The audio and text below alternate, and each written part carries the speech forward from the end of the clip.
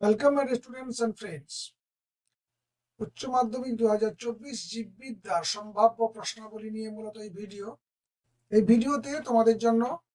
chapter wise 2 marks এবং 3 মার্কসের প্রশ্নগুলো আলাদা আলাদাভাবে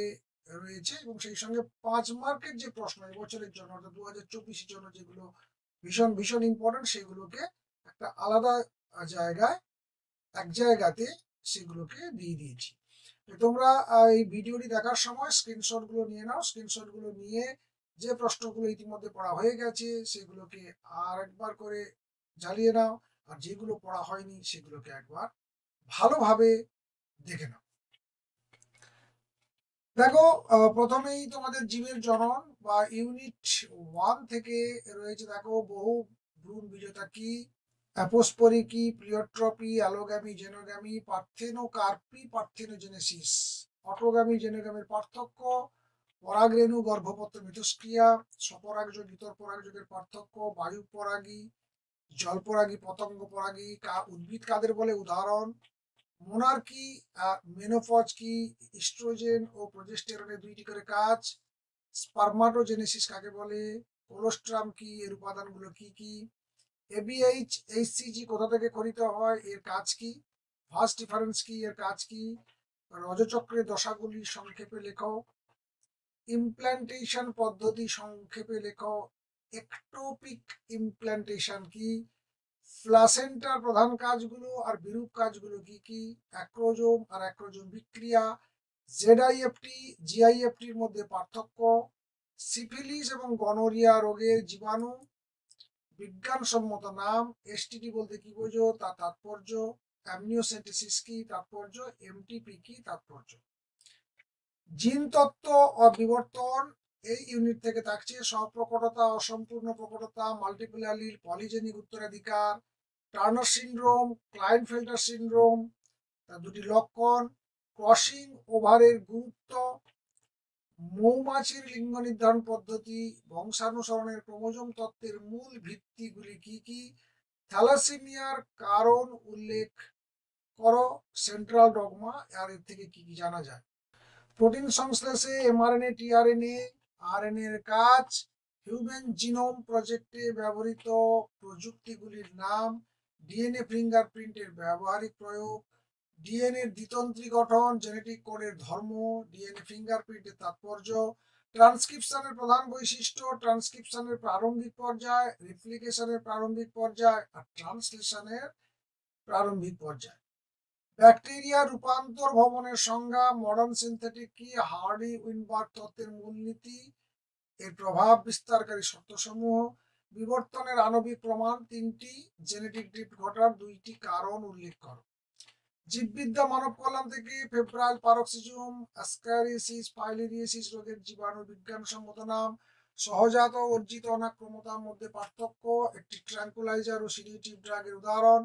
একটি অ্যান্টিবডি অণুর প্রাথমিক গঠন, রসভিত্তিক এবং কোষভিত্তিক অনাক্রমতার পার্থক্য, অ্যান্টিজেন আর অ্যান্টিবডি বিক্রিয়ার ধাপ, আইপিএম বলতে কি বোঝো, জীবজ সার, মাইক্রোরাইজার গুরুত্ব, সিউএজ এর প্রাথমিক ও গৌণ পরিশোধন পদ্ধতি, কঠিন বর্জ্য ব্যবস্থাপনার পদ্ধতি, হেটারোসিস কি, এমওইটি কি, জীবজ সার হিসাবে ব্যাকটেরিয়ার গুরুত্ব, জৈব নিয়ন্ত্রণের 2টি প্রয়োজনীয়তা উল্লেখ করো আর টোটিপোটেন্সি কি, জৈব প্রযুক্তিবিদ্যা তার প্রয়োগ, জিএমও আর এর উৎপাদনের বিভিন্ন ধাপ, ট্রান্সজিন, ট্রান্সজেনেসিস, ট্রান্সজেনিক প্রাণী আর উদ্ভিদের ব্যবহারিক প্রয়োগ, বায়োপেটেন্ট, বায়োপাইরেসি বলতে কি বোঝো, হাইব্রিডোমা কোষ কি, গুরুত্ব কি, কৃত্রিম ইনসুলিন উৎপাদন পদ্ধতি,